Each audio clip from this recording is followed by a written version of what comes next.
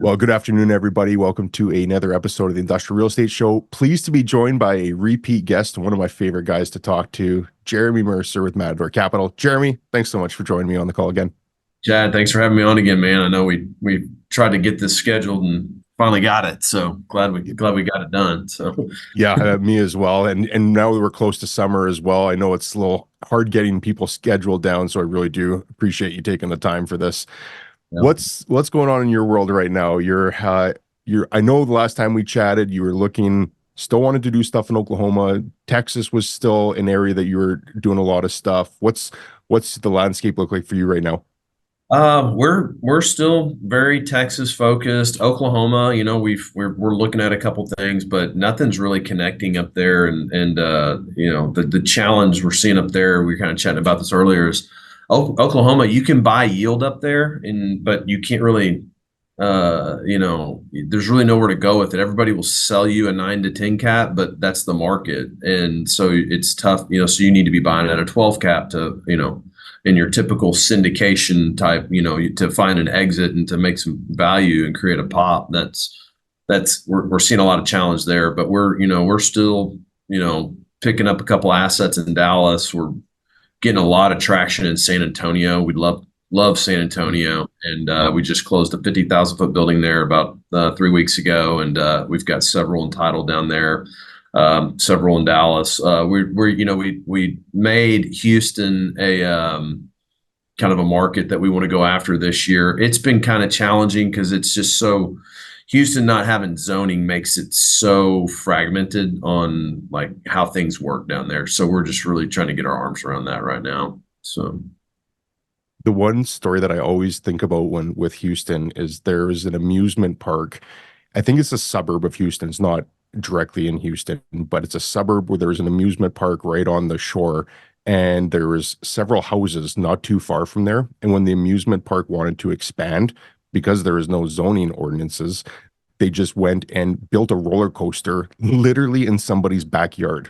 And they didn't need to go through any approval processes or anything. And I've saw pictures of it. It's absolutely absurd. Like picture your house, and then right behind it is a roller coaster. It's just crazy. yeah, no, that was we kind of went down there doing some discovery, meeting with a lot of groups. I was like, no zoning. I mean, we're an industrial, so like that's great for us, right? But like, do the people care? Is it a tenant issue? Oh no, the tenants don't care at all. The neighborhoods absolutely hate it, but there's nothing they can do, So it's Houston is a whole nother beast, man. It's a very different market, but it does have a lot of velocity as far as square footage goes, and so that's why we're kind of going after it to kind of just find more deal flow. So Yeah, I mean it's a huge market and an economy as well. So I can see oh, the appeal on that. Where are you finding deals right now? Are sellers being realistic, adjusting cap rates based on today's market? man, it's tough. It's we're finding people getting out of buildings. I mean, we're under contract on a building right now that the tenant went bankrupt. We closed another deal earlier this year. The tenant went bankrupt, so just um so we're gonna have to go backfill these buildings. But we're just making a bunch of cold calls on brokers and just trying to find opportunities. That it's just, but the math is not connecting on a lot of stuff. And this is kind of we track every single deal that comes to us, whether it's some broker just sends us a flyer, we track it. We like to look at dollar volume that we see per week, because that kind of tells us just wait till next week, there'll be more if we're seeing a bunch of deals. So but in 2022, we had 1.25 billion in assets presented to us over about 221 opportunities. We offered on 250 million of it, and we purchased 56 million of the 250 million we offered on. In 2023, we had 2.5 billion in assets presented to us, over 444 assets. We offered on 501 million of those assets and bought 29 million. Wow. So I think that's a great indication of how far the bid and ask spread is apart right now. You know, if you look at just a micro market of us, like our little microcosm, and this we're on pace this year to probably see about 2 billion by the end of June. And I mean, we've only closed about 9 million worth of deals this year, and we're under contract on about another 10 right now. But man, I mean, my goal was 75 million this year. If I get to 35, I'll be tickled, you know. So it's tough. The one thing we are doing that we're having a ton of success with is getting owner financing, and Mm. we are, you know, we're not making a deal work with their owner financing. We're making it work with conventional, but we are going out and kind of identifying the asset to where there's a situation where the owners own the building forever. He's under market on rent. Usually, half the time we can get an interest rate that with the owner that is equivalent to the NOI they were receiving. Plus, we're giving them a significant. We put 35 to 40% down on each asset, so they're getting a big pop and they're holding the paper on a piece of property and they know better than anything. So that's where we're finding opportunities, is trying to profile assets that have a seller like that and make those deals happen. And so we've I think about 6 of our last 7 deals have been owner financed. So I want to explore that a little bit more because I think that I've heard that numerous times as well, that that's the path right now to take. So if an owner has it under market lease rates, if you're getting financing at the same rate to cover NOI, you're basically going in, cap rate's the same, but your lift is taking all those leases to market and then either taking out traditional takeout financing, or what's the plan there? Is it just to raise NOI over time? just raise NOI over time and sit on their debt, their cheap debt. I mean, we're getting, right now, if we're going conventional financing on a deal that we would do, we're seeing debt around 7.75. But these deals, I think the highest we have is 6.5 and the lowest we have is 5. Hmm. So, and we're closing one in 2 weeks. We're getting 4.75. So, um, it's and then there's some unique situations too that we're finding. One trick we're using, this is working really well, is we'll find a situation where the owner might be needing to get out of the building, but they need a lease back, and owners have a real hard time paying you lease back that yields anything that makes any sense. So what we found is we just work a deal now where it's like, look, you don't pay rent and we don't pay mortgage. And when you get out, mortgage payment starts. So we get some free runway on carry to start pre-marketing, to get the building marketed um, and not really burn up a lot of our reserves doing it. So it seems to work out. That's a technique we're using a lot that works. So That's a very creative approach. So you're still giving them the 30-40% down payment yep. towards it.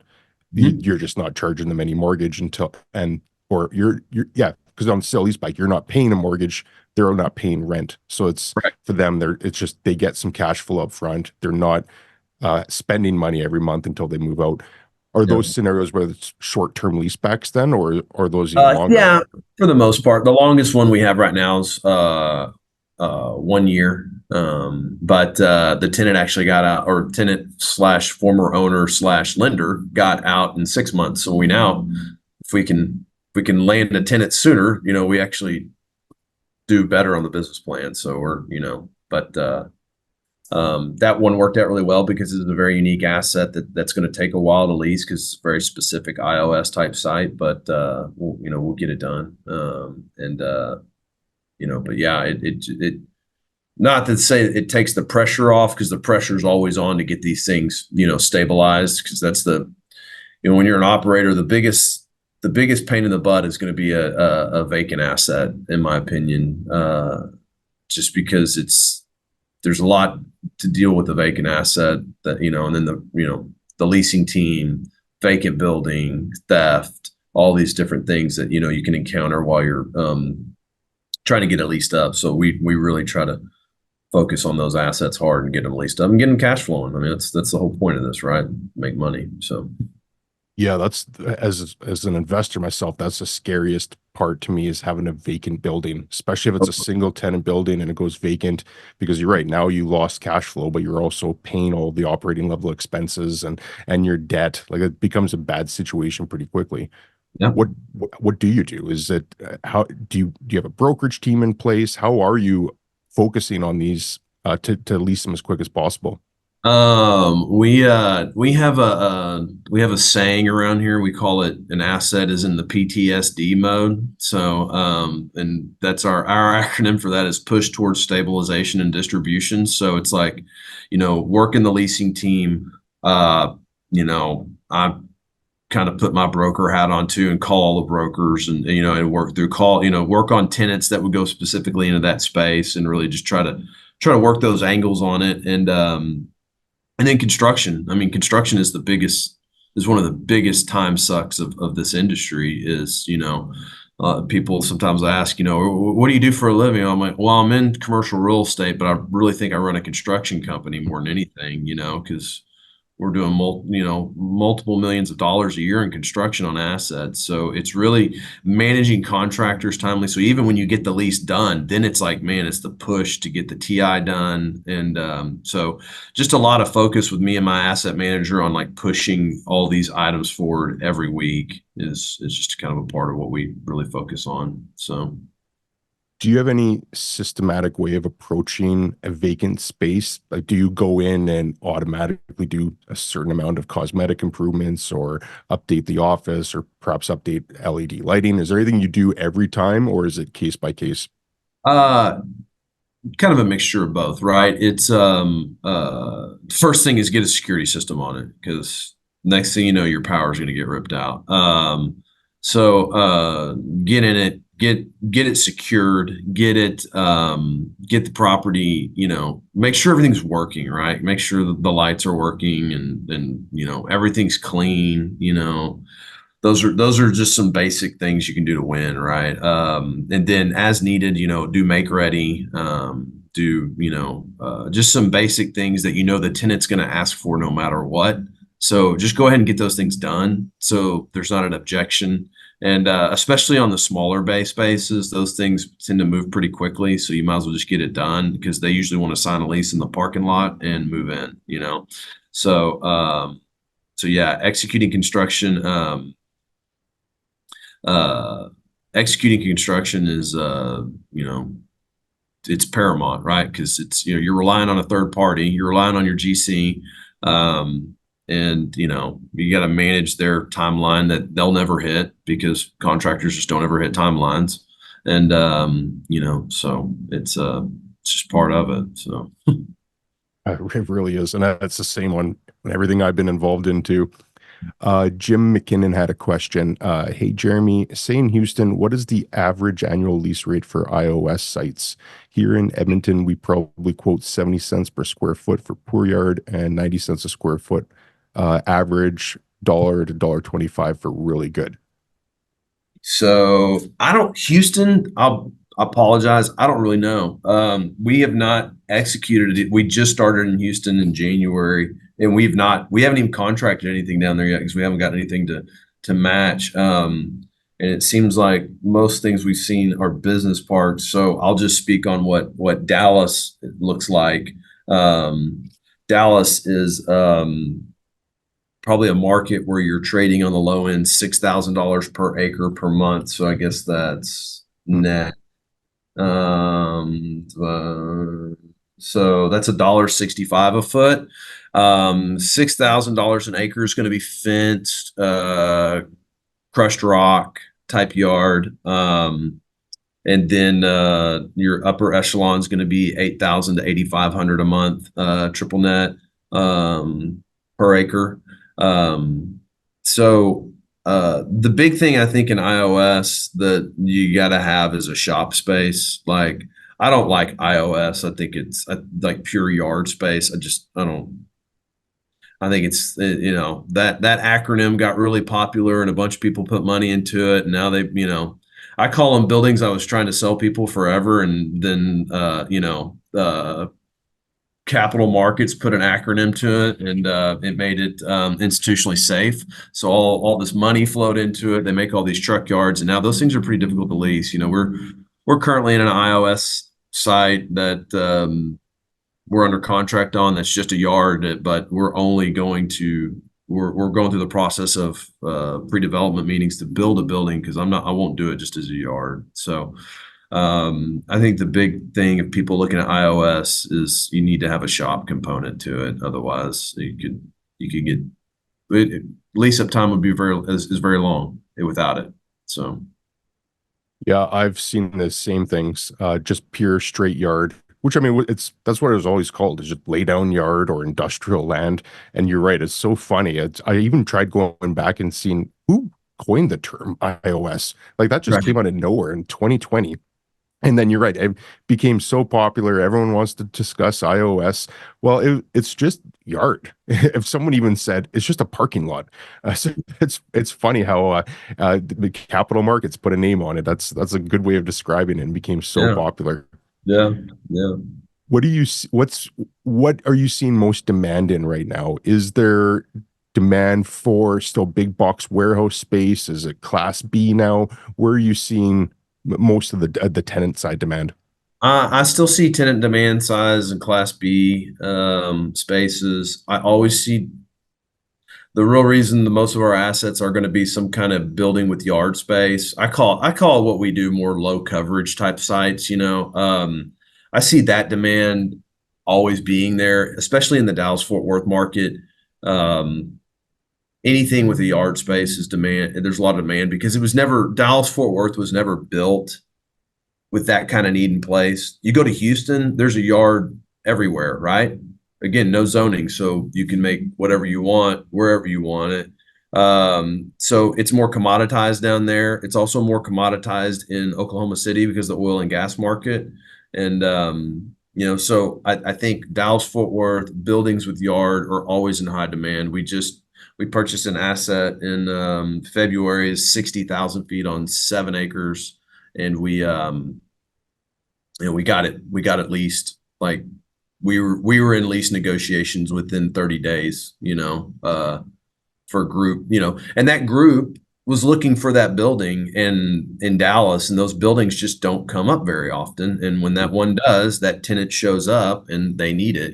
So on the flip side of that, if you go to market with your space, with the space like that, and you don't have a tenant within 60 days, it might be 8 months, because Hmm. that demand seeps to the top real quickly. It's like a pressure valve getting released when that property hits the market.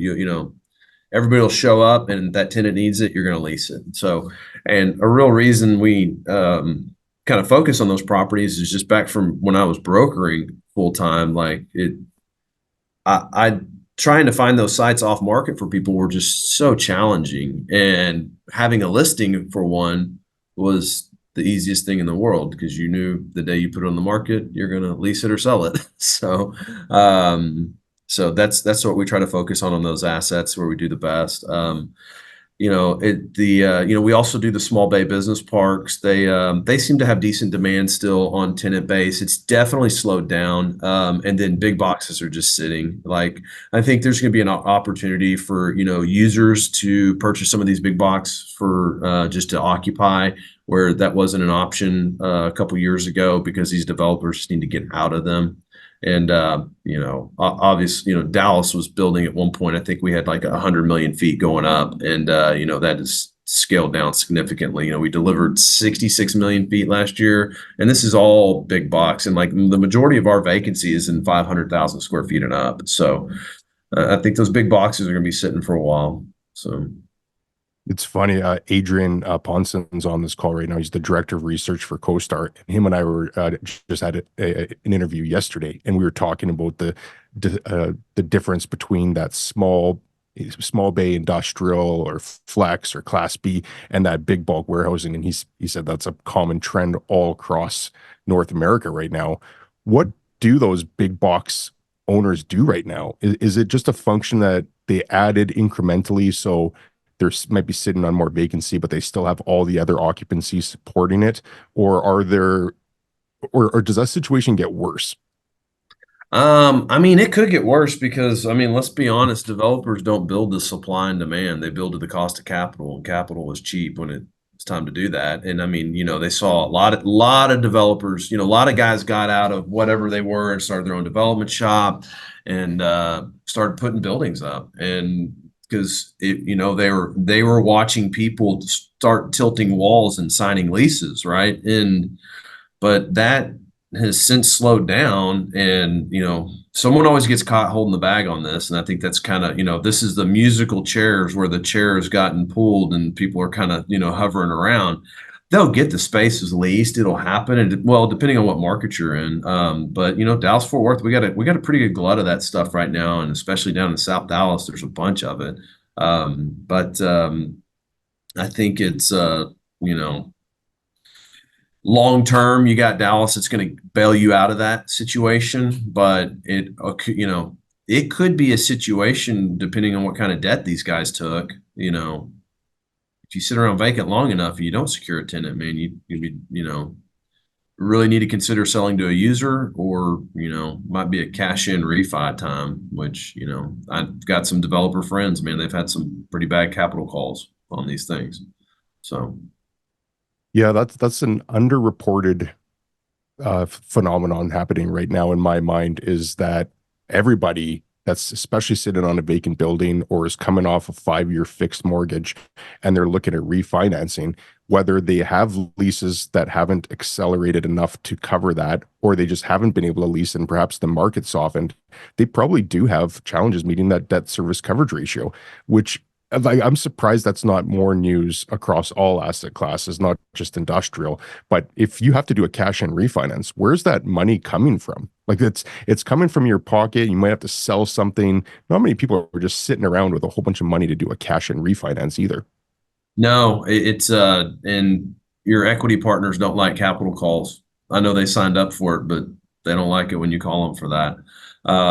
It's you're seeing a lot of pref equity providers do that stuff, and we have a vertical where we provide pref equity, but I wouldn't do it for a vacant building. So a lot of these apartment complexes are taking pref equity right now to salvage the ship. But I don't know, man. Like, you better.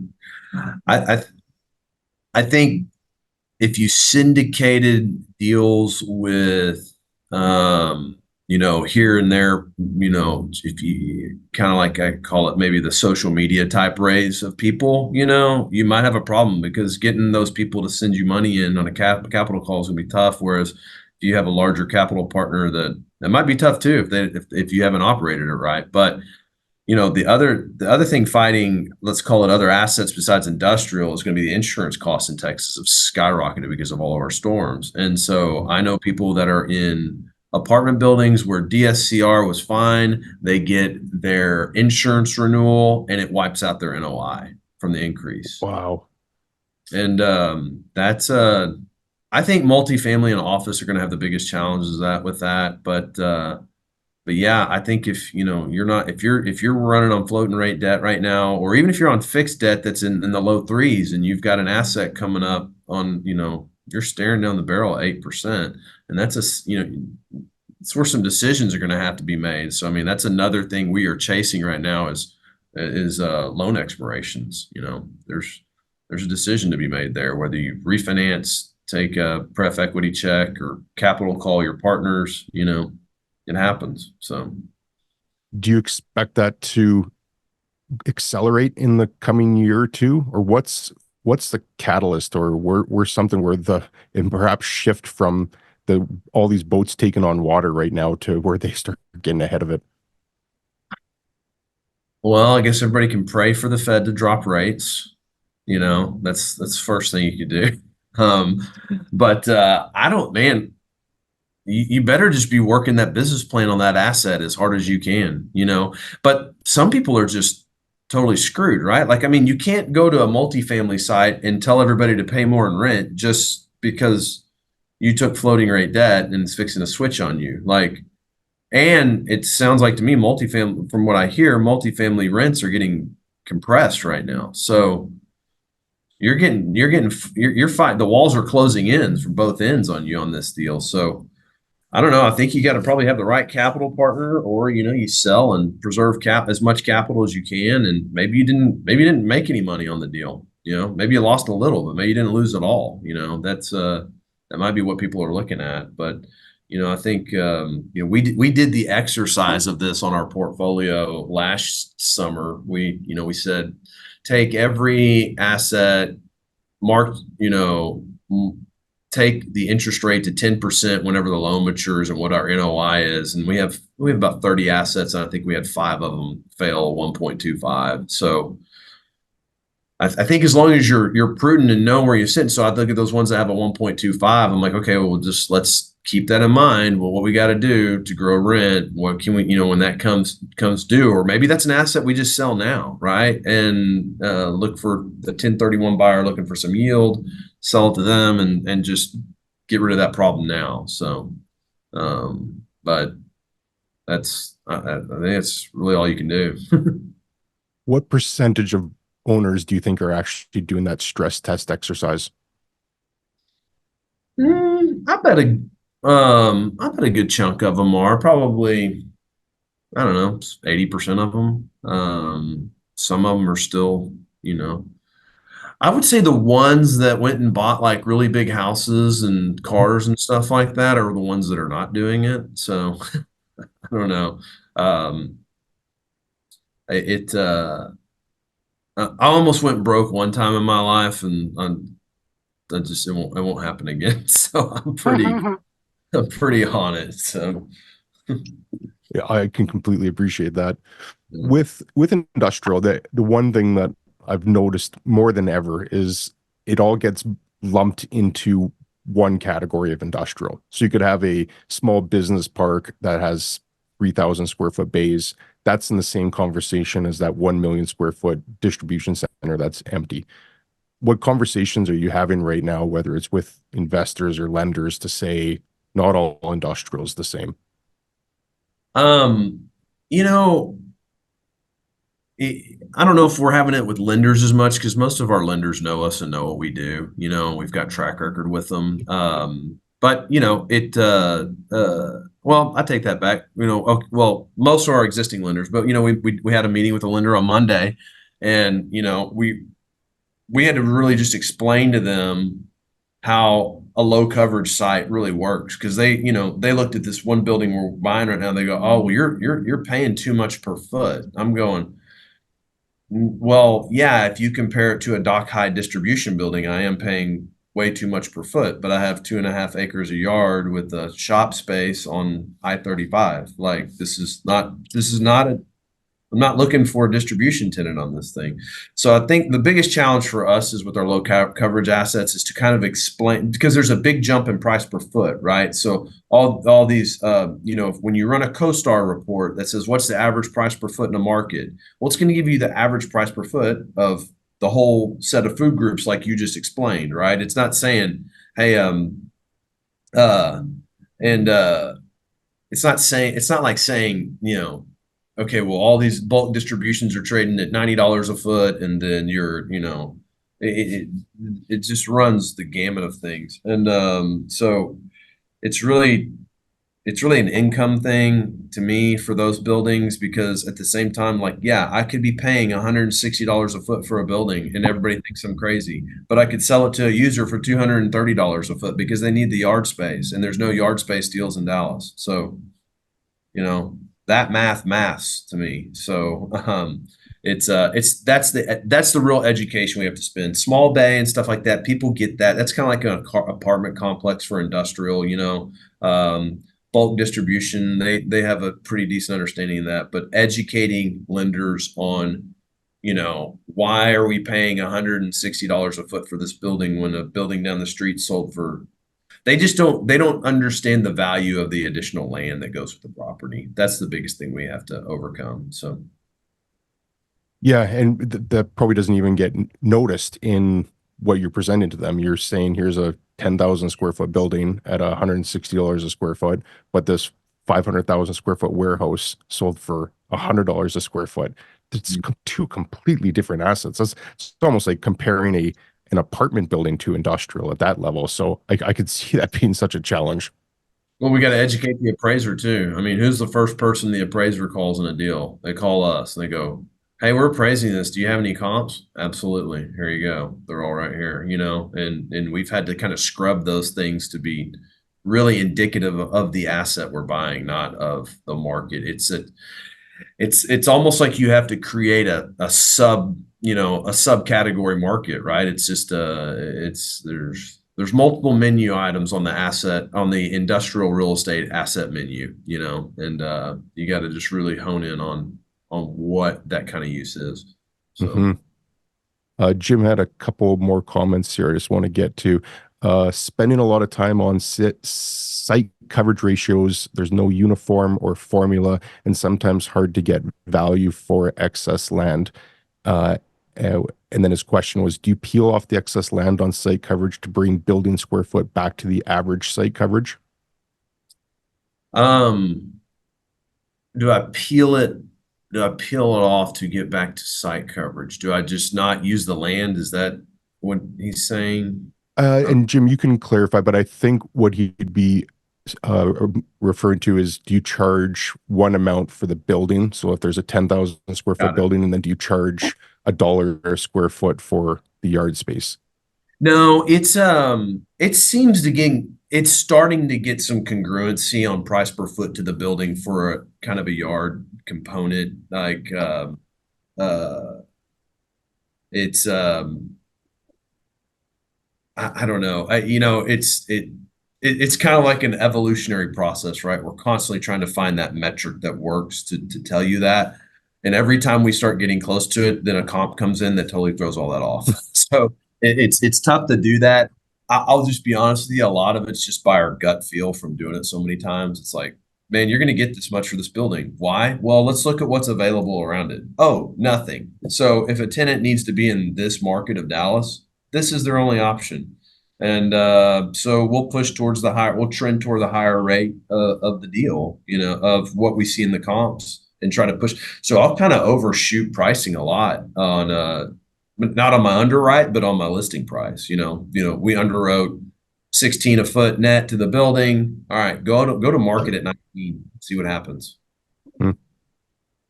So. Are you finding that with these sites being so rare in Dallas that owners aren't trying to get premiums on a sale price? If they're marketed, yes. Yeah. If they're marketed, they are. So you're trying to find off market deals that. Yeah, if it's on the market, it's all the juice has been sucked out of it, most likely. I think we've purchased maybe two on market deals in our career, and that's usually when a residential agent lists it, and so that's a very mismarketed deal, in my opinion. So. I've seen that too. uh, Jim also shared a graph. Wyatt, I don't know if you can pull that up real quick because I can't see it too well myself, but it might look interesting. Um, if you are able to do that, Wyatt, great. If not, don't worry. So is there any perfect ratio of land that you want to see to the shop space that you put up? Or is it just like you got 3 acres, you put up a 10,000 square foot shop? I'll give you a range. I would say 15,000 to 30,000 feet on 3 to 5 acres. Like those are money deals all day long. Like, give me a 20,000 foot building on 5 acres. Give me like 20 of those, and I'm done. Like, those are great. I grew up in the steel business, and my dad built a building for his steel company, and it's 18,000 feet on 5 acres in the Grand Prairie area, and that thing is just we've had at least leased to other tenants for about 18 years, and it's just never goes vacant. Goes vacant. If it goes vacant, it's backfilled in 30 days, so. It's like Jerome Powell. It's a money printing machine. Mm-hmm. There you Uh, go. Jim, okay, thanks, Wyatt, for pulling this up. And we can share this after. I'll copy this and we can put it into the to the group because I think this is actually pretty interesting. I think this is right in line with what you're saying there too, Jeremy. It's looks like Jim put all this together on building size that you want to see based on the acreage. So this looks awesome. So thanks Yeah. for sharing that, Jim. And I think that that's right in line with what you're saying Yeah. too. What does the building look like? How you're putting up anywhere from 10 to 50,000 square feet. What does that building actually look like? It's usually a metal building, just your prefab building that, is on the property. Some of them are masonry, some of them are brick sometimes, but, for the most part, it's just a metal building. Nothing fancy to it. It's just bays, right? They need bays to Mhm. pull in vehicles and do work or pull in equipment. So, Are uh, you building them with a certain ceiling height? Is it grade loading, I'm assuming? we have never built one. We are looking at building one. And I had a pre-development with the city the other day, and I hung up and said, I don't want to build one. That was brutal.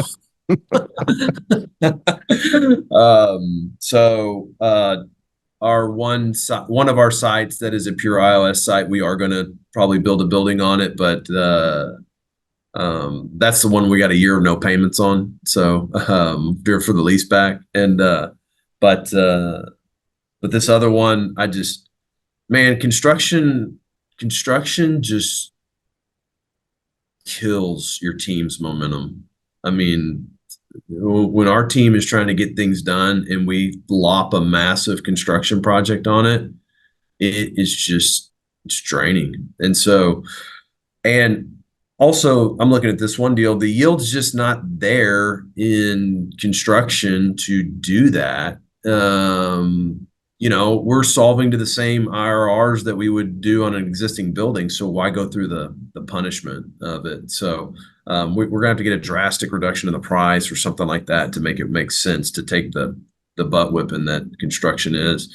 And I'll be honest with you, we've kind of gotten spoiled here a little lately. I was kind of telling you earlier, we've started a structured finance fund where we're lending out, first lien and pref equity to, a lot of retail developers. And it's like, we can get almost 19% yield on our money over there. Why would we go get our brains kicked in on this deal? So it's we're creating viable alternatives to doing other things. So Did you ever think when you started this that you would be deploying money as an investor, as a debt holder in other deals?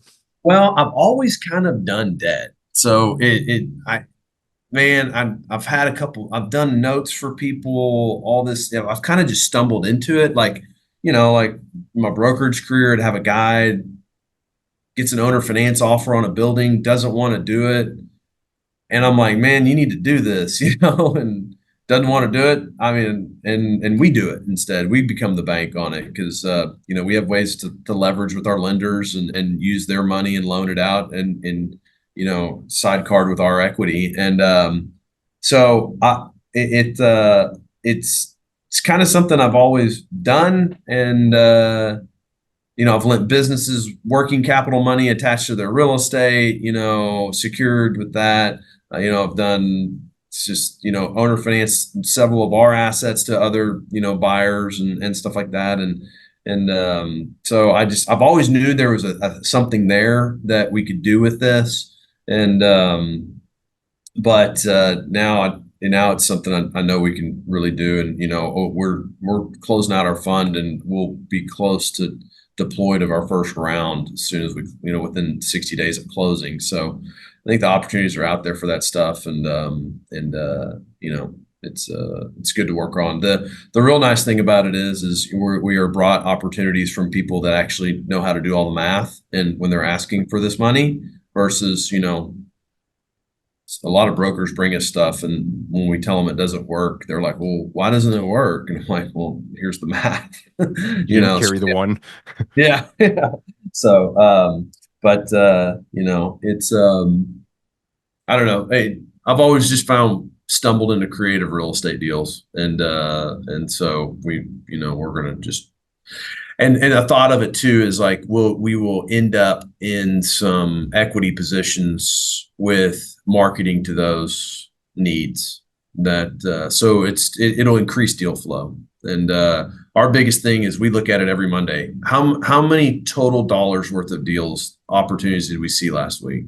Okay, good. That number's good. All right. Oh, was it low? Well, we're not making enough cold calls. So go look at our cold call numbers. Are we making enough cold calls and doing enough business development to drive that number higher? Because at the end of the day, the more dollar volume we see, the easier it is to say no to something because there will be something next week to look at that will probably be better. So that's kind of that's a big thing we look at each week. So That's a great point. I loved how you said that. The more you see, the easier it is to say no, because I think a lot of people get sucked into that where they don't see much, so they all of a sudden anything that comes across their desk looks that much more tempting. That's a very good point. Thanks for saying that. Uh, Adrian actually had a point. I had another question I wanted to ask you, but we'll get to Adrian's first. Hi, Jeremy. Curious, all the iOS and low coverage deals that come across your desk, what ballpark percentage of the properties use their outdoor space primarily for truck parking versus percentage use it primarily for other purposes such as materials, equipment, so on?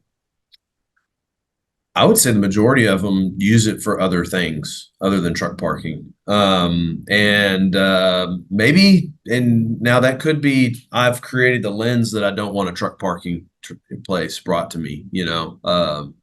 But I would say the majority of it are other uses, you know, building materials, equipment rental, those kind of spaces. When I think of our tenant mix, we have oil and gas, we've got equipment rental, we've got environmental or waste companies, environmental companies. We got a scrap yard, so it's there's a whole lot of other users other than just logistics parking. And I think that the whole drive of, the acronym iOS came from the need for additional trucks because of the blooming of industrial distribution and the Amazon effect. But they've always been here for other needs. Like, we have the public utilities, one of our tenants, they have a fleet of vehicles. They got to have somewhere. We have a residential home company is probably one of our best tenants, and we follow them around wherever we can go. They need these sites all over the place. So I would say the majority of them aren't truck parking tenants. So, Hmm. The question I was going to ask you was if you're going to deploy some of your capital as a debt partner in OKC's proposed largest office building in North America. absolutely not. We actually redlined office in our fund documents. We can't touch an office in our fund. So nor would I. And it's crazy, man. I live in Prosper, and it's just north of Frisco. We abut Frisco in Texas, and man, I mean, they've announced 6 million square feet of spec office up there, and you know. Okay, kind of back to your example earlier of, there's, you can't lump all asset classes in with an industrial because it skews everything. A lot of people will argue that, well, Class A office leases over, Class B office. So you can't lump all the real vacancy together. You got to kind of segregate it out to look at the vacancy of office. I don't care. I ain't taking a bet on office. I just ain't doing it. So, and my big thing, I think, with office is I don't think you've seen office fully flush itself out yet, because you got to think of all of the multiple floor plate leases that were signed prior to COVID.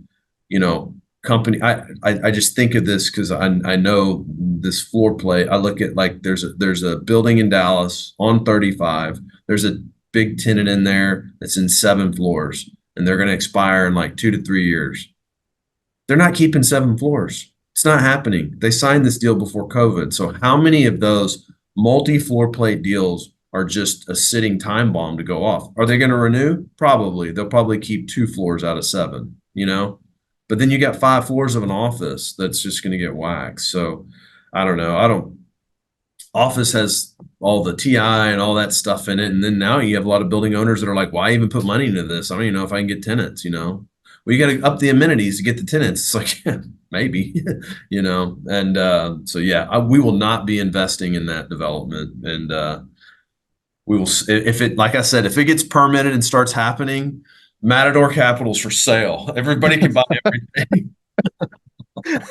That is officially the top of the market, figuratively and literally. When the Yeah. biggest skyscraper gets built in North America, there's an economic collapse coming. We talked about that earlier. So yeah, that would be. I think it's all publicity. I think that guy is found a small area where he can get a lot of exposure and a lot of recognition.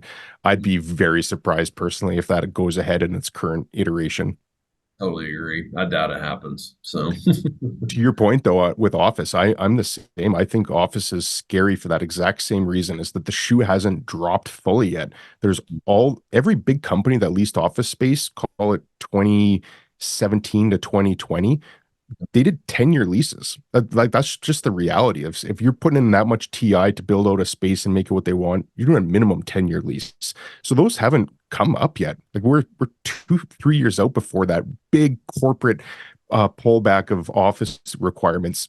And maybe they pull it through, maybe some of that space gets taken off the market or converted into some other use, but I still see a lot of pain in that forecast on office. I there's nothing in my tea leaves that says that that market's getting better anytime soon. So to redline that as an exclusion is, I think, a smart thing. And same with me. There's almost no price that I'd consider an office for other than land value. For the sake, you might just have to demolish the thing down the road. What land value with the entitlement process to switch it to industrial. and demolition costs. Yeah, there you go. So what's you said that you've done 9 million, you've got another 10 million under contract, you'd hope to get to 35 million. What's the plan for the rest of the year? Is just more of the same thing, try to be creative, a seller financing. I love the creativity on the no mortgage payments and no rents. I think that's a brilliant idea. What does the rest of 2024 look like for you? Man, just sticking up deals, more volume, see the more volume we see, the more ability we have to buy more deals. We're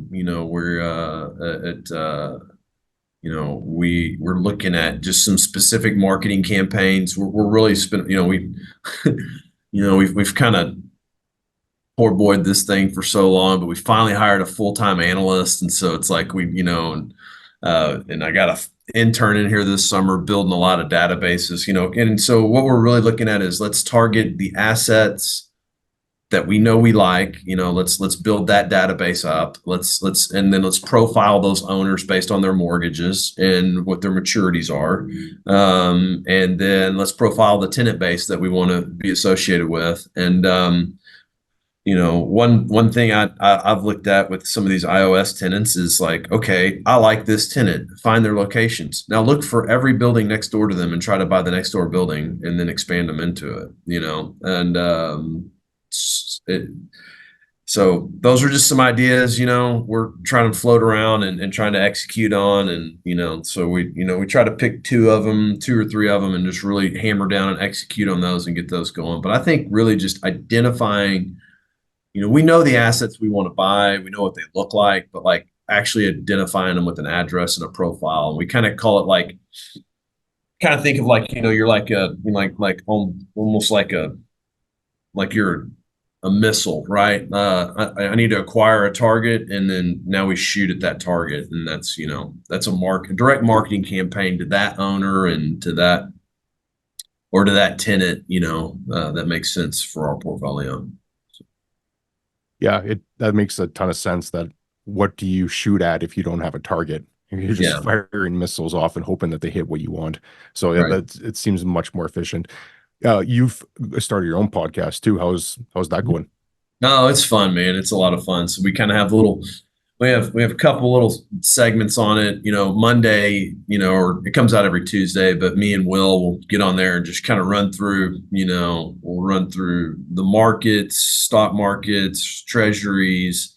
We track the U.S. nation's debt every week, and we go in debt 19 billion a week. If you didn't know that, but or in the United States we do, and we like to make a funny corporate term of the week we make fun of, and then we just kind of go over some real That's a quick 15-20 minute episode. And then the big one we're doing that's getting a lot of traction too is it's called Confessions of a Street Broker. And I'm just interviewing all the top brokers in Dallas, and got some guys from Houston getting scheduled to come on, and just kind of hearing the story of how to make it in brokerage. It's not something I do anymore, but man, we got a lot of war stories with a lot of guys, and so it's been a lot of fun. It's been and selfishly, I think it helps with my deal flow, right? Mhm. All the brokers are listening to our podcast, so they're hearing us all the time and thinking about us. So it's we've been growing our listener count, and it's a lot of fun, man. I really enjoy it.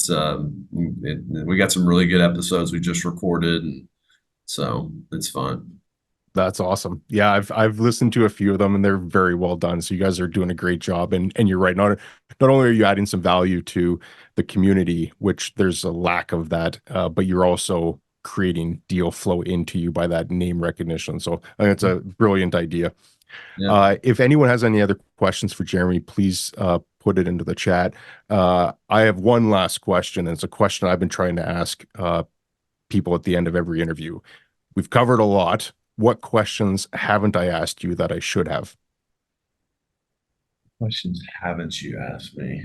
Um, it's like asking myself a question, right? um, That's it's an interesting question because it yeah. does put you on the hot spot, but sometimes I just forget to cover things or there's something really important you wanted to cover. No, I think well,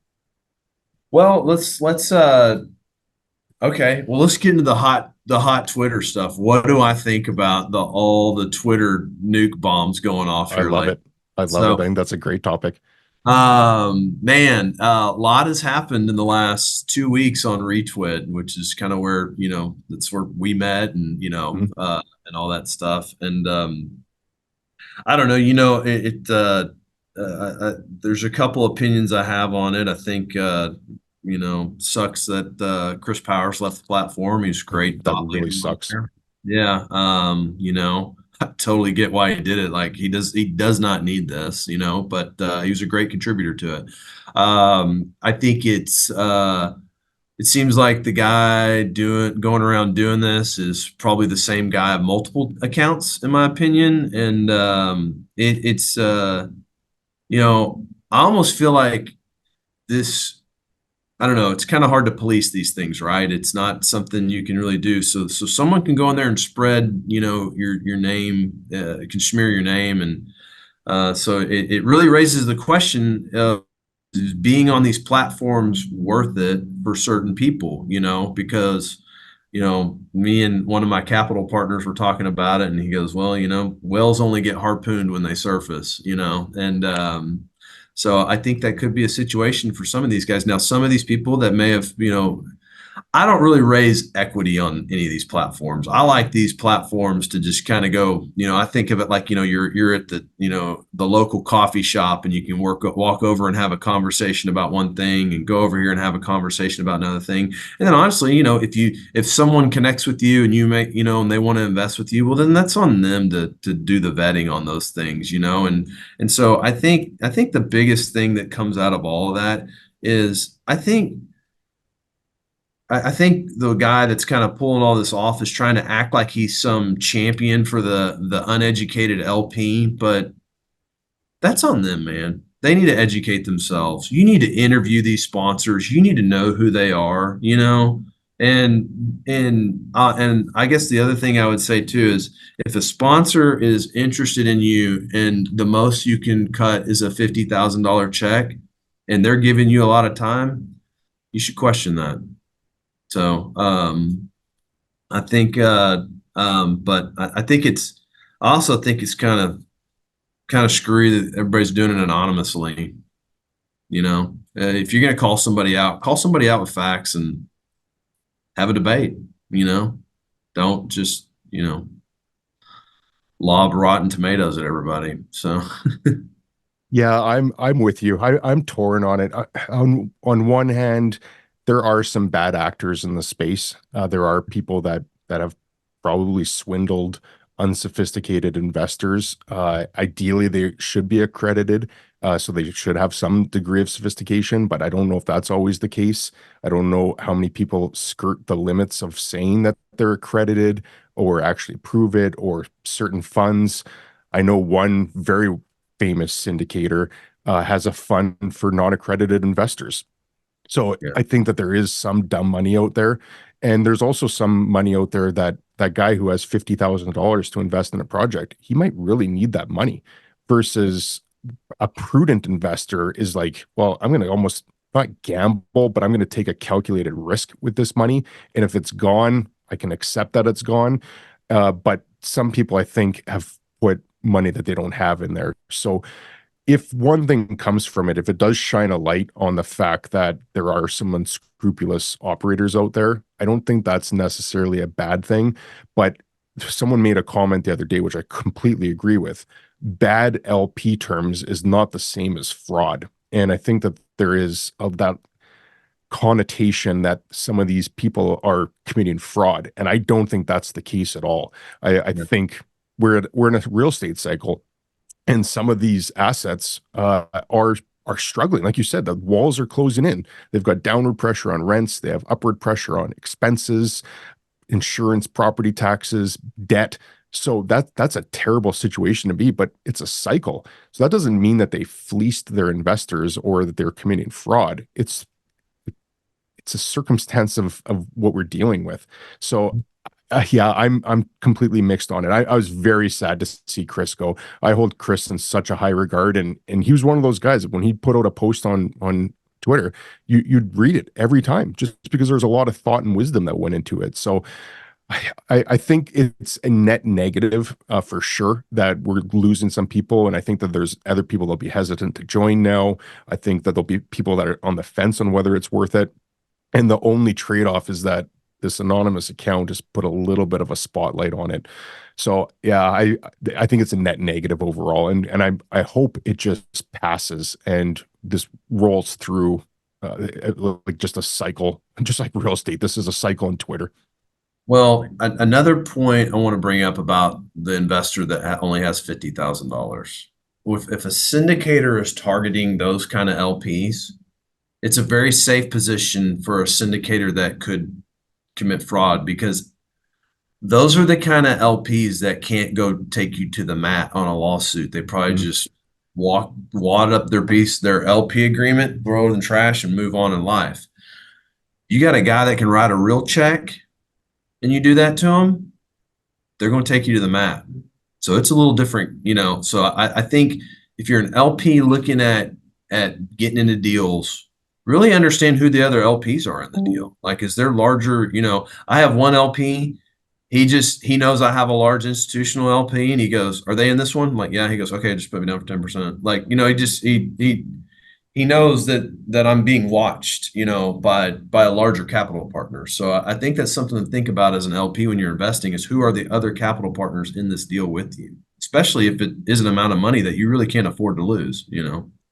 So That, as you're saying that, we need to touch base again because I think we could do an episode on LPs and investing, and Ron Rohde is on here as well. yeah, He'd be great. Like the three of us could jump on a future call and just talk about this because I think it is a really fascinating thing. And if what this anonymous account is doing is trying to shine light on the subject, I think the approach that he's taking is a bit sensationalist. He's almost like he's trying to get a bunch of attention by hurling accusations, but there's a right way to do this. I think yeah, if we got on a call and said, "Here's what you need to know. Here's your actual risk," and the risk is far greater than most people realize.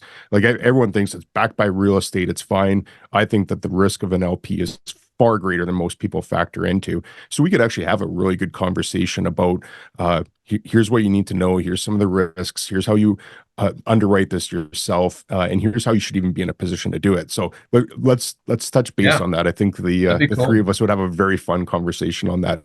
Yeah, let's get Uh, Ron on it. Yeah, it's when, fun. and coincidentally, Ron actually had a question here too. Do you like a Denison as an industrial market? Okay, well, I got a weird answer for this. So, no, I don't, and here's why. Um, I coached my son's football team in Prosper, and we were in the Texoma youth football league, and we played Sherman and Denison, and I always hated playing them. And that's literally why I won't buy up there. So that's like the worst answer ever, but I just won't even look at it. And I don't know what it is, man. I have this weird aversion. Maybe it's because I went to school in West Texas, but going east for me is just a very foreign thing. I don't know what it is, unless I just get on a plane and go to Florida. But like going, yeah, I know it's north, but it's off the 75, and 75 is east of me. I'm from Irving, so Ron's commenting this. um, but yeah, I just man, I don't know. I see the appeal, TI, all that stuff, but I don't know, man. I'd rather focus on San Antonio or Dallas or something than kind of going to those markets. I'm sure I would look at maybe like residential developments up there or something like that, but I don't know what industrial is going to look like up there. We could have a two-part episode with the three of us. There'll be a battle about Denison. Ron's Yeah. obviously pro Denison, so Yeah, I'm pretty bullish on Denison. I think you live in Prosper, but I grew up here 20 years ago. You never could have told me because Salina was a 1A school. Pilot Point was a 2A. I mean, these were tiny little towns. And Sherman was a 5A school. Denison was a 5A school in 1991. yeah, Sherman and Denison, but I'm saying that where the population has grown in Salina and Oh Little yeah. Elm and in that direction. So I think if the development continues to the north, Denison can be a new industrial hub in addition to Sherman, as a whole. Kind of I try to mirror off the Inland Empire because people started from LA and then they just kept growing to where you have your own submarket in, I don't know the names, but like further in Irvine, that it's not close to Los Angeles Airport by any means, but I think it has that potential where it can be transportation, lower cost of land, and if the labor wants to live there, and then there's good schools, and to your point, Sherman, I mean, they have one university, but I don't know. I definitely am more bullish on that than going south of Dallas. Yeah, and I kind of think of like Mansfield and Kennedale. Those things have been on islands forever, you Yeah. know. Um, I uh I think your labor market is better up there, and I'm solely basing that off what it's like to go to WinStar Casino versus Choctaw. I think Choctaw's excellent compared to WinStar, and that Choctaw's pretty much touching Denison almost, you know. So I think there's a better labor pool up there. Um, I don't know. I just don't think it's. I just don't think it's anything that's going to be on our radar. I'm sure. I know a lot of people are looking at. A lot of smart people are looking at it and putting money up there, so it will work. I think, but it's just not something I'm going to chase. I don't know, and it really comes down to Little League football. So, that's fair. That's Yeah, totally fair. Catalyst Partners bought. Sorry, go ahead, Ron. Oh, Catalyst Partners bought 180 acres outside Denison. So yeah, there's definitely institutional capital, but I don't know. I think it's for me at the price point, it can be kind of one home run type of swing when land prices are still cheap. You can buy some decent land that if I just play to your point within DFW or within these established areas, kind of have to hit singles over and over again. Nothing wrong with that, but or just increase your deal flow and wait till next week. I mean, I look at deals. I don't know what you look at for volume, but I when I think about it the way you were describing, I don't know, 10, 20 million a week is what I'm kind of underwriting at a 3 to 5 million checks purchase price size. So is that ratio something you guys have, or We look at it. We averaged last quarter 94 million a week in assets brought to us. Now that's not just across DFW though. So we have, other markets in there. So, yeah, cool. but I don't know what the average size on them is. I could look and tell you, but I don't know. Yeah, I think Sherman Denison would be a place that if you went and studied it, you would definitely find a way to make money on it. But I just don't think we have the bandwidth to study it, and so. But someone will make money on it. I mean, you got the lake going out up there too, the Bodiark Lake and all that stuff. That's, there's a lot happening up there. So We could continue on the debate next time, but in the interest of your time and everyone else's, Jeremy and Ron, I'm calling the end to the Denison debate. We'll add it. We'll add it to the next one though. When we get on, We'll do a whole call dedicated to LPs in Denison. I like I like the how do you really evaluate that call? I like the round table idea you got going. I think that'll be fun. So I think that'll be a ton of fun. So I'll tee that up offline with you and Ron, and I think that'll be an interesting one too. So, Jeremy, thank you so much for taking the time on this. Always enjoyed chatting with you, and thanks to everyone that joined in and for the questions. Great call, Jeremy. Have a great summer. But we'll talk base offline as well. yeah, awesome. Thanks, Chad. Okay, thanks, Jeremy. Thanks everybody. Have a great weekend.